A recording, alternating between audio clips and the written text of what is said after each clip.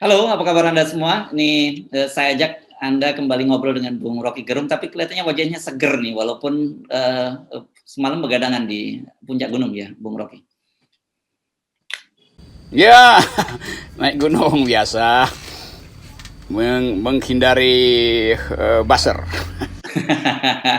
Tapi kalau Anda kalau berada di ketinggian itu kan kalau kita sering menyebut sebagai helicopter view gitu ya, Anda bisa melihat di ke bawah itu bisa lebih jelas gitu, bagaimana petanya di bawah gitu ya, bongkar dengan dari atas ketinggian itu, bongkar. Oh, kelihatan. Ya itu ya helikopter view atau orang sebut bird's eye view, mata burung. Jadi saya bisa lihat dari atas itu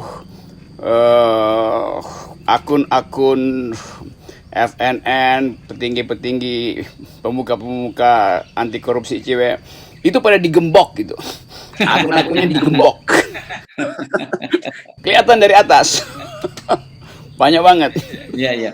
Oke, ini memang menarik kemarin karena waktu akan melaksanakan konferensi pers itu yang berkaitan dengan pembelaan terhadap 75 orang pegawai KPK yang dinyatakan tidak lolos tes wawasan kebangsaan itu pada di hack itu akunnya Pak Busro Mukodas, Bambang Wijoyanto, bahkan Samad ini ketua KPK yang lama dia tidak bisa masuk dan yang muncul malah video porno menggunakan akun dia.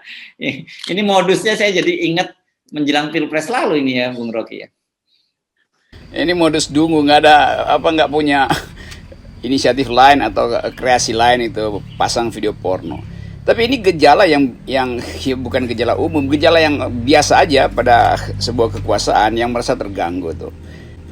Kan harusnya kekuasaan bisa pilih itu berhadap-hadapan di dalam opini publik atau diamkan aja opini publik. Ini dia bereaksi terhadap oposisi tuh. Jadi terlihat bahwa ya cuman dua alasan. Kalau memang dia membenci kekuasaan, membenci tokoh-tokoh oposisi, itu juga agak ajaib. Kenapa membenci orang itu? Atau dia membenci pikirannya tuh. Nah, kalau dia membenci pikiran oposisi, dia lawan dengan pikiran, bukan dengan menghalau atau bahkan mengunci atau menggembok alat-alat berpikir, yaitu WA group, social media, segala macam. Jadi kepanikan semacam ini yang bikin konyol, dan orang menganggap bahwa ya mungkin istana punya peralatan baru, karena itu dia mau uji efektif nggak nih buat menghalau oposisi ini. Mungkin dia bisa dapat teknologi baru dari Israel namanya Pegasus yang bisa menghack satu kota tuh. Ya, gejala-gejala semacam ini kan sekali lagi menunjukkan kepada kita bahwa demokrasi di Indonesia itu mengalami perosotan yang luar biasa. Karena di satu sisi dengan mudah kita kemudian menghubung-hubungkan bahwa mereka pelakunya ini adalah yang berkaitan dengan kekuasaan. Karena sebelumnya seperti yang disinggung tadi, websitenya FNN itu sudah diancam juga sebelumnya gitu, sudah mau dikerjain dan betul gitu katanya dikerjain, dan pola yang sama sebenarnya terjadi dulu pada akun website saya dulu Hersubono Point yang sekarang sementara ini saya mati surikan karena juga diserang dengan namanya DDoS atau kalau di telepon tuh dulu polanya namanya robocall, jadi terus menerus dibanjingi dengan traffic sehingga kemudian orang tidak lagi bisa masuk karena terlalu banjir traffic ke website tersebut. Ya itu pola yang udah kita hafal itu. Saya juga berkali-kali itu nomor saya tuh satu hari bisa ratusan ribu bahkan itu. Entah dari mana-mana nomor asing segala macam yang sebetulnya dioperasikan dari satu ruang kecil aja di sekitar Tebet mungkin. Jadi sebetulnya kita ngerti fasilitas itu tuh. Tapi kan agak konyol karena akhirnya orang saling kirim SMS aja kan, tetap aja bocor.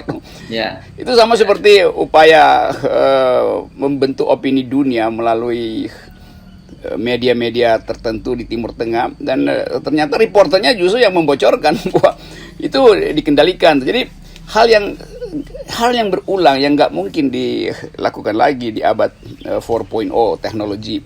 Jadi kekuasaan bicara terus tentang 4.0 teknologi. Nah kelakuan dia ada 0.4 kan.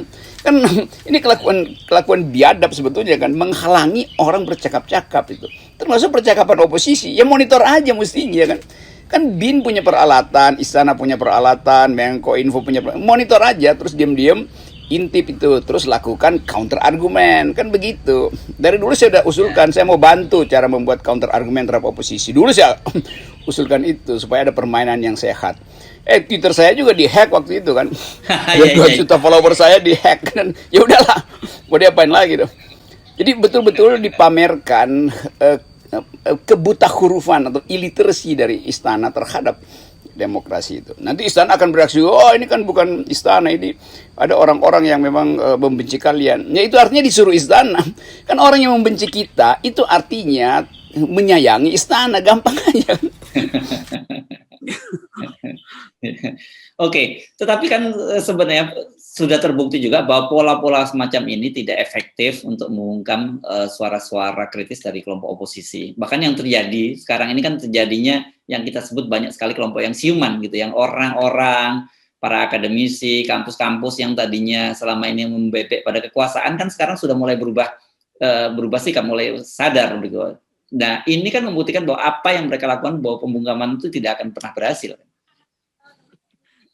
Ya itu setiap kali ada kasus yang kontroversial, akhirnya orang cari alat. Nah sekarang kampus juga udah mulai siuman itu. Banyak guru besar, ada dosen-dosen muda juga yang menganggap bahwa udah saatnya lah. Jadi bagaimana akhirnya kekuasaan itu memperluas wilayah pencekalannya. Itu agak sulit itu. Saya tadi dapat pemberitahuan semacam undangan bahwa nanti Universitas Indonesia akan bikin semacam evaluasi pendidikan. Menteri Puan Maharani akan kasih keynote speech, dokter segala macam. Lalu orang nyinyirin di situ tuh. Karena yang hadir adalah tokoh-tokoh yang sebetulnya terlihat bagian dari proksi kekuasaan. Jadi juga di universitas ada balancing tuh.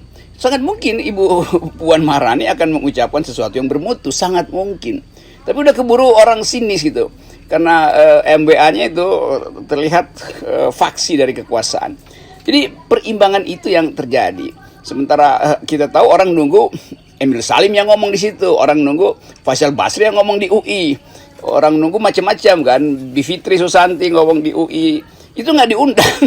Jadi terlihat bahwa publik udah pintar untuk memilah-milah. Ini opini buatan. Gitu kira-kira. Karena ada Nadiem di situ, maka tokoh-tokoh kritis terhadap kekuasaan nggak boleh hadir karena ada Puan Maharani. Walaupun mungkin itu nggak dimaksudkan oleh panitia, tapi publik keburu melihat bahwa Universitas Indonesia jadi ajang juga persaingan hegemoni itu. Jadi sekali lagi ini keadaan kita menuju pada yang mau disebut hegemoni juga nggak bisa, karena hegemoni itu artinya orang tunduk karena percaya pada psikologi kekuasaan. Ini justru orang nggak pernah anggap.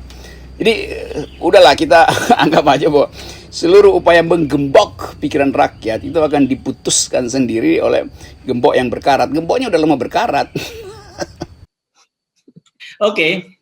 Harusnya apa yang dilakukan pemerintah dalam menghadapi situasi semacam ini kalau sudah tidak terbukti efektif kan berbagai langkah-langkah represi, mulai dari pemberangusan, dari pembajakan sampai kemudian penangkapan para aktivis dan sebagainya, tapi ternyata tidak menyurutkan itu. Karena itu kan kelihatannya sebuah keniscayaan. Kalau dalam orang menyebutnya juga sunatullah gitu, hukum alam gitu ya. Saya lebih hormat sebetulnya model otoritarianisme Orde Baru tuh. Itu resmi. Kalau kita lagi diskusi, nanti ada petugas datang atas nama undang-undang, kami bubarkan diskusi kalian. Di LBH sering, di UI juga sering. Petugasnya datang dengan perintah undang-undang, bukan diam-diam membatalkan diskusi dengan cara-cara menghalangi sound system. Nggak pernah ada begitu. Dulu kan kita pakai sound system, nggak ada yang putusin sound system tuh. Yang ada adalah petugas, biasanya polisi, pada waktu itu polisi masih bagian dari ABRI, naik ke atas panggung, lalu dia bentak-bentak. Ini atas nama undang-undang anti subversi, saya bubarkan. Ya dibubarkan dengan undang-undang. Kalau ini dibubarkan diam-diam gitu, dihalangi orang untuk berpikir, kan lebih dungu sebetulnya. Jadi Orde Baru masih punya sistem untuk menghalangi orang. Ini nggak ada sistem. Buzzer bisa jadi bin jadi bisa jadi buzzer. Polisi bisa berupaya untuk menerangkan masalah, tapi orang menganggap ya polisi bagian kriminal. Kalau urusan kebebasan berpendapat, janganlah polisi ikut-ikut di situ tuh. Jadi bagian ini yang memburuk sebetulnya tuh. Dan saya nggak tahu bagaimana istana nonton hal-hal semacam ini. Di antara mereka mungkin saling nyinyir juga tuh.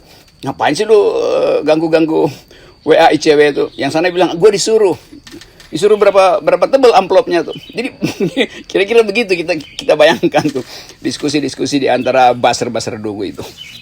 Tapi jangan sampai kemudian pesan Anda ini salah ditanggapi oleh mereka ini. Mereka kemudian, oh, Rocky Gerung menyarankan kalau mau jadi diktator, mau jadi totaliter, tiru dong Orde Baru gitu. Oleh itu kita adopsi lagi deh sistem Orde Baru.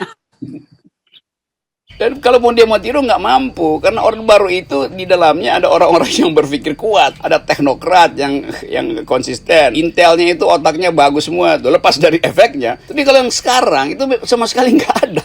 Kita nggak lihat ada semacam pasukan yang berpikir itu, semacam think tank. Presiden Soeharto punya think tank di bidang intelijen, di bidang teknokrasi, macam-macam tuh. Di kita ini rejim ini nggak ada think tank, adanya septic tank semua tuh. Ya tempat pembuangan sampah maksudnya. Oke, Anda melihat bagaimana ini arahnya kemana ini kalau seperti ini suasana kan biasanya kan ini kita selalu menyebutkan bahwa ini semacam simptom-simptom dan kita kemudian dari situ memahami itu kita bisa memberikan semacam diagnosa apa sebenarnya yang sedang terjadi.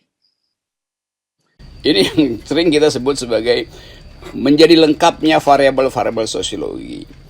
Ada ribut-ribut soal ICW. Presiden datang dengan seolah-olah jadi bijak. Nah, nanti saya berpikir ulang itu atau mengusulkan supaya 75 orang itu masih diperhatikan. Padahal satu-satunya alat untuk berpikir ulang adalah mencabut undang-undang perubahan KPK kan.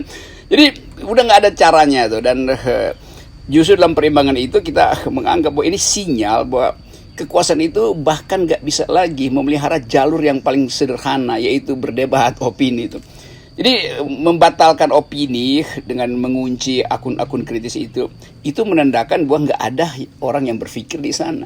Hanya orang yang nggak mampu berpikir yang mau mengunci alat-alat berpikir. WA Group itu alat berpikir, sosmed alat berpikir, FNN alat berpikir.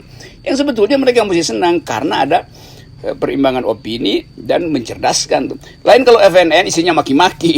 FNN berupaya untuk ngasih pikiran kritis, bahkan kasih perspektif, bahkan kasih analisis akademis yang banyak teorinya tuh. Masa memusuhi teori? Jadi terlihat bahwa desain opini publik itu tidak bisa lagi dihalangi dengan cara yang beradab oleh istana. Karena itu dikerahkanlah teknologi penghalang opini publik. Itu ajaib, teknologi menghalangi opini publik, padahal teknologi dimaksudkan untuk memperluas opini publik.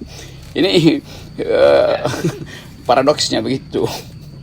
Oke, saya kira kita memberikan semacam inspirasi, atau sebenarnya bukan inspirasi, penyadaran pada mereka. Even pada masa lalu, pada masa ketika teknologi informasi komunikasi belum seperti sekarang, kan kita ingat ketika pemerintah mencoba membendung saluran-saluran resmi, media-media resmi di Bredel, di masa itu kita bisa melakukan itu menyebarkan lewat stensilan, gitu ya, Bung Rocky ya, stensilan dikirimkan, jangan stensilan yang lain-lain, ini stensilan yang politik, pamflet, karena kalau generasi kita ngomongin stensilan itu ada yang lain lagi itu, nggak usah kita buka deh, anak-anak yang milenial nggak ngerti itu, dulu stensilan tuh.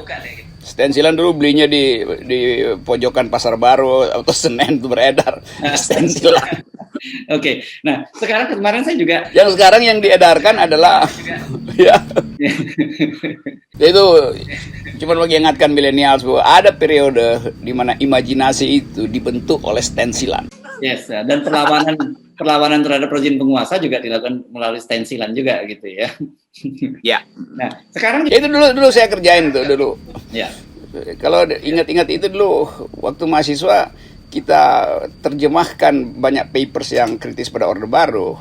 Malam-malam berupaya terjemahin, fotokopi jadi stensilan, terus kita masukin kotak pos di Menteng, Kebayoran itu. Jadi pagi-pagi pemilik rumah itu yang biasanya elite itu baca, wah ada berita alternatif itu. Itu sebetulnya. Jadi itu kita lakukan kontra opini, bukan kita menghalangi opini. Ya mestinya buzzer bikin kontra opini dong. Ya. Artinya apa sebenarnya poinnya yang ingin saya sampaikan, bahkan di masa lalu ketika sangat terbatas saluran-saluran komunikasi saja itu perlawanan itu tidak bisa bendung, apalagi dalam situasi sekarang. Saya kemarin ketawa ketika Pak Busol menyatakan ya akun BA saya dibajak, tapi untung saya ini masih ada Telegram. Kan gitu. Jadi artinya nanti Telegram dibendung, oh ada sinyal dibendung, oh macam-macam masih bisa banyak saluran-saluran. Jadi poinnya adalah kita menyatakan bahwa itu secara hukum alam sunatullah nggak bisa dibendung. Yang ada mestinya dikanalisasi, kan gitu. Itu yang dibeli saluran yang yang lebih tepat gitu. Kalau enggak itu akan seperti arus air yang lama-lama akan menjadi air bah kalau terus-terusan menerus dibendung gitu, atau dicoba dibungkam. Iya, kalau udah nggak ada WA, nggak ada aman ya kita pakai. Kalau saya anak gunung biasanya pakai handy talkie gitu, main di 2 band aja. Jadi ntar lagi tuh handy talkie kan murah tuh, 300.000, ada yang bisa jarak 4 kilometer gitu aja. Nanti ada komunitas handy talkie di Menteng, di Tebet, di Petamburan. Jadi saling call handy talkie aja tuh, supaya lebih aman. Itu kan nggak bisa di jam, bisa di jam tapi yang ngejam juga nanti ketahuan siapa yang ngejam. Dan kalau sekarang lebih banyak lagi anak milenial, Bung Rocky, dibungkam di WhatsApp ke sinyal, ke Telegram ke sinyal, dibungkam di situ. Ternyata di game juga saya dengar kemarin dari Bang Ridwan Ramli, anak-anak bisa melakukan komunikasi melalui game yang kita sendiri nggak paham. Mudah-mudahan para ibu nggak paham bahwa game itu bisa juga digunakan untuk komunikasi gitu. Oh, bagus juga. Jadi kita minta tolong millennials untuk mengucapkan oposisi melalui main game gitu ya. Ya. Dan bahasanya kan juga bisa disandikan kan begitu di situ. Selalu ada akal dan kecerdasan kita pasti tidak mungkin terkejar oleh kedunguan kekuasaan. Itu udah sunatullah lah itu, bahwa apa yang hendak diucapkan dia akan mencari jalurnya sendiri gitu. Gitulah. Ya, poin kita sebenarnya bukan memberikan mereka tips semua sarana komunikasi tadi dijagain, bukan itu. Karena nanti akan terlalu merepotkan dan bukan itu pekerjaan utama daripada Intel gitu kan. Pekerjaan utama Intel adalah mengamankan negara. Itu yang paling penting. Jadi dalam berkaitan ini sudahlah, jangan mencoba menghalang-halangi kebebasan orang berpikir, karena manusia itu dalam sistem komunikasi yang purba sekalipun kita bisa menemukan jalan, apalagi dalam era sekarang yang 4.0 atau 5.0, jangan-jangan sudah sekarang ya.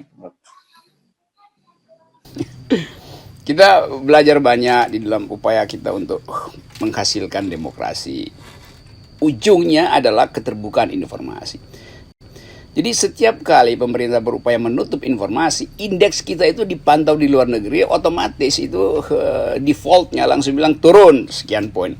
Jadi ngapain sebetulnya buzzer-buzzer ini berupaya untuk menjilat kekuasaan, dan buat apa kekuasaan memelihara penjilat-penjilat ini? Padahal dunia udah terbuka sekali, apa yang terjadi di Gaza itu dalam real time kita tahu. Apa yang tidak diucapkan oleh Joe Biden kita ngerti, bagaimana reaksi Rusia terhadap soal-soal global pun kita ngerti. Jadi orang udah bicara pada tingkat itu. Nah kita masih ngurusin WA grup mak-mak. Kan ini ajaib betul tuh. Jadi sekali lagi demokrasi kita ada di dalam tantangan, tetapi itu tantangan yang dengan mudah kita lampaui justru karena demokrasi berjalan paralel dengan komunikasi politik yang terbuka tuh. Jadi itu intinya sebetulnya. Baik, terima kasih Bung Rocky Gerung. Oke, salam akal sehat, dan kita sama-sama menginginkan agar negeri ini tetap hidup dengan imajinasi, bukan dengan pembungkaman itu. Yes. Pakailah intelijensi kita untuk menghasilkan Indonesia, bukan pakai untuk memantau pikiran orang. Baik, bye. Oke, sip.